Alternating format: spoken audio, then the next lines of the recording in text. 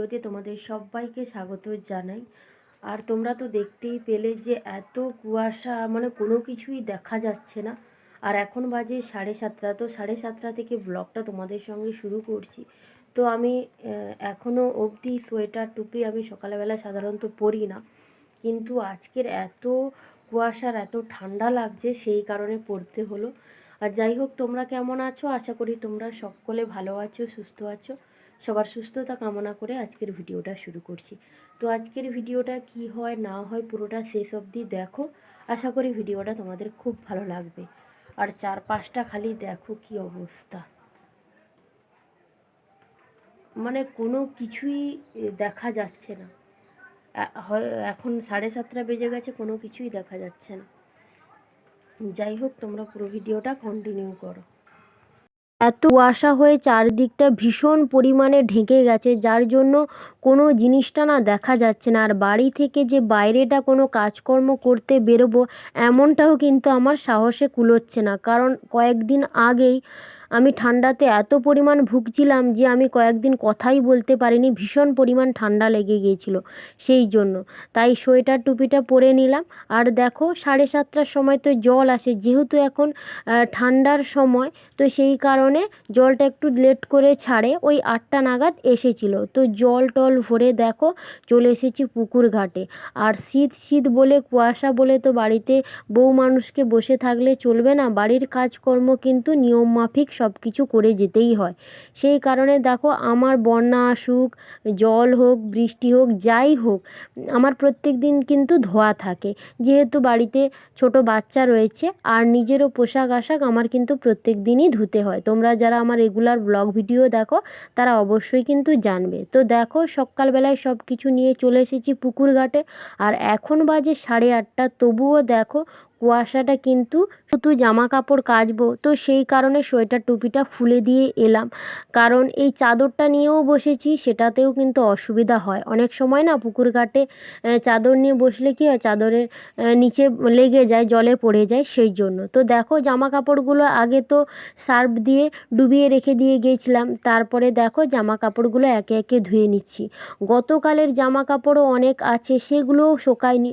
আর শুনছি নাকি নিম্নচাপ হবে, কি জানি এই শীতের মধ্যে যদি নিম্নচাপ, মেঘলা ওয়েদার, যদি রোদ না বেরোয়, তাহলে মানে বাড়িতে বাড়িতে সর্দি কাশি এসব তো লেগেই আছে। আর বাচ্চা যাদের বাড়িতে আছে তাদের যেন একটু বেশি মানে হাইপার হচ্ছে সবাই। আর আমার বাড়িতে ঋদ্ধিস তো আছে, তো ওকে 2 দিন ছাড়াই ওষুধ দিতে হচ্ছে। এখন কফ, নয়তো ঠান্ডা, নয়তো সর্দি হচ্ছে, নয়তো ঘুম আসছে না, এরকম সব সময় লেগেই আছে। কি করব বন্ধুরা, যা হয় সাধারণত। যাই হোক, দেখো তোমাদের সঙ্গে কথা বলতে বলতে সমস্ত জামা কাপড় ধুয়ে নিয়ে এসে মেলে দিচ্ছি। আর ঋদ্ধিস গতকাল রাত্রে না কাশির জন্য ভালো মতন ঘুমোতে পারেনি। আর আমি মানে বিছানা ছেড়ে উঠে এলেই ও সঙ্গে সঙ্গে, কি জানি জেগে ঘুমায় না কি ঘুমায় জানি না, আমার সঙ্গে সঙ্গে কিন্তু উঠে পড়ে। তো সেই কারণে আমি একটু শুয়েছিলাম, তাই শাশুড়ি মা সকালের যে বাসি কাজকর্ম ছিল তো সেইগুলো একটু সেরে রেখেছে। আর আমি দেখো এখন স্নান টান সেরে জামা কাপড়টা আগেই ধুয়ে রেখেছিলাম, সেগুলো এখন মেলে দিচ্ছি, তারপরে যাব পুজোর কাজে। তো চলো ঝটপট করে জামা কাপড়গুলো আগে মেলে দিই, তারপরে পুজোর কাজ রয়েছে। আর পুজো সারতে তো প্রায় অনেকটা সময় লাগে। তো তারপরে আবার রান্না বান্না রয়েছে, সারাদিন কিন্তু এইভাবেই আমার কর্মব্যস্ততা জীবন কেটে যায়। আর ঋদ্ধিস তো আছেই, ও এদিক সেদিক দৌড়ে পালা, ওকে ধর ধর নে নে করতে করতে না আমার শাশুড়ি বৌমার দুজনের কিন্তু সময় চলে যায়।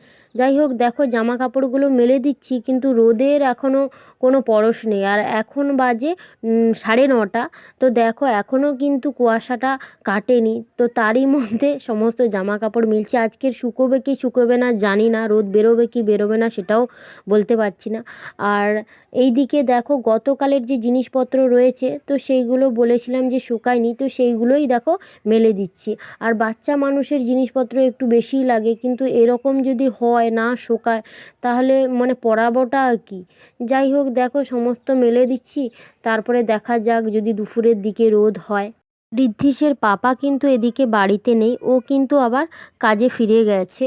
তো ও নেই এখন, একটু মনটা খারাপও লাগছে। কয়েকদিন ছিল, কয়েকদিন বলতে 2-3 দিন ছিল।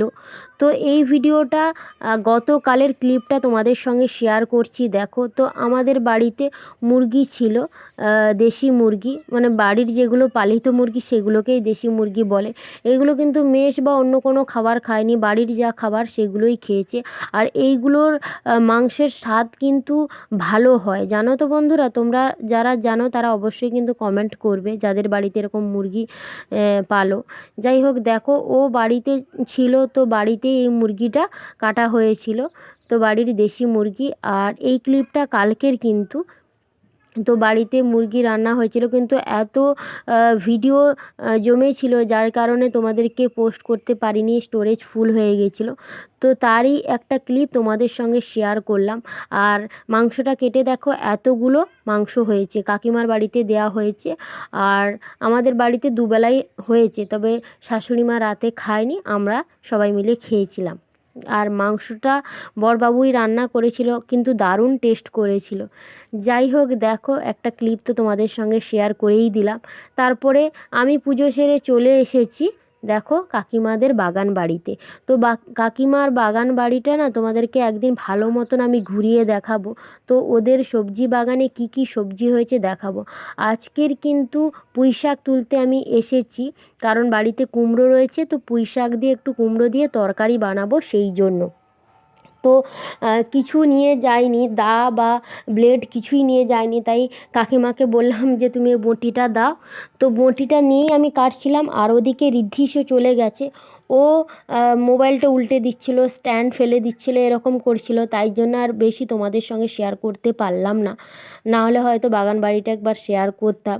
যাই হোক, দেখো তো সবজিটা নিয়ে চলে এসেছি রান্নাঘরে একদম। এদিকে তো ভাত বসিয়ে দিয়েছি, ভাত কিন্তু ফুট চলে এলো। আর এদিকে দেখো সমস্ত সবজিপাতিগুলো কেটে নিচ্ছি। আর আজকের দুপুরে বর যেহেতু বাড়িতে নেই, সেই জন্য বেশি কিন্তু রান্না বান্না করব না, শাশুড়ি বৌমার জন্য 2 তরকারি ভাত করব।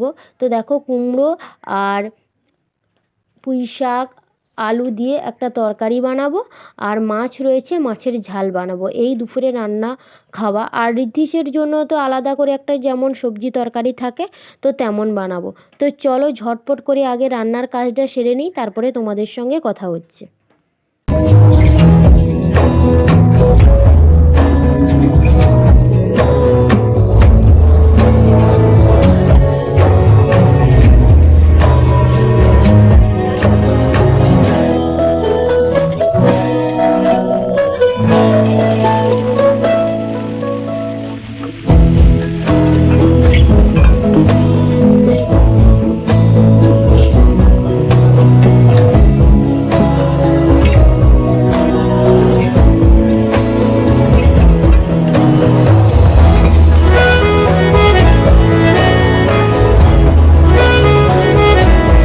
জিনিস শেয়ার করব বলে, তো দেখো আমার বাড়ির মানে পেছনের দিকটায় আছি তো। আর এই তো ব্যালকনি, আর এইখানে দেখো এই যে কলা গাছগুলো, তো তোমাদেরকে দেখাই।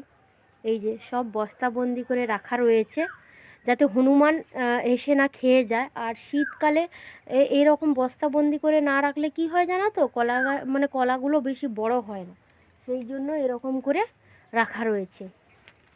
আরও দেখো, আর এই যে একটা দেখো, এইটা কিন্তু সবে সবে পড়েছে দেখো। আর পাকলে তোমাদেরকে খবর দেব, তোমরা কিন্তু জলদি চলে এসো আমাদের বাড়িতে, কলা খাবে। এইগুলো যদি হনুমান দেখতে পায় না, তাহলে আর মানে রক্ষে থাকবে না। তো আমাদের বাড়িতে আগেও এরকম হয়েছিল, তো সেখানে বস্তা মানে খুলে খেয়ে গেছে, এমন অবস্থা। আর এখনও ঋদ্ধি ঘুমিয়ে আছে, ওর সঙ্গে একটু শুয়ে পড়ব। আর এদিকে দেখো আজকে রোদের তেজটা না খুব একটা ভালো নেই, কারণ সকালবেলা কুয়াশা তো হয়েছিল, আর ওয়েদারটাও ঠিক নেই। এখন একটু রোদরা বেরিয়েছে, দেখো ঋদ্ধিষের সব জামা কাপড় এইভাবে রোদে দিয়ে দিয়েছি যাতে শুকিয়ে যায়। তো চলো তোমরা পুরো ভিডিওটা কন্টিনিউ করো। এখন তো শীতকালের বেলা, তাই বিকেলে না শুয়ে না তাড়াতাড়ি করে সমস্ত কাজ সেরে নিয়েছিলাম, আর রাতে রান্নার জন্য জ্বালানিও গুছিয়ে নিয়েছি। তো সেইটা আর তোমাদের সঙ্গে শেয়ার করিনি। তারপরে দেখো সন্ধ্যাও হয়ে গেছে, তো সন্ধ্যাবাতি তুলসী মন্দিরে দিয়ে দিচ্ছি। তো চলো আজকের ভিডিওটা আর বেশি বড় করছি না, এখানেই শেষ করছি। কেমন লাগলো অবশ্যই জানিও। নেক্সট ভিডিওতে তোমাদের সঙ্গে দেখা হবে। সবাই ভালো থাকো, সুস্থ থাকো, আর অবশ্যই আমার চ্যানেলটা সাবস্ক্রাইব করে পাশে থাকো। আজ তবে আসি, সবাইকে টাটা।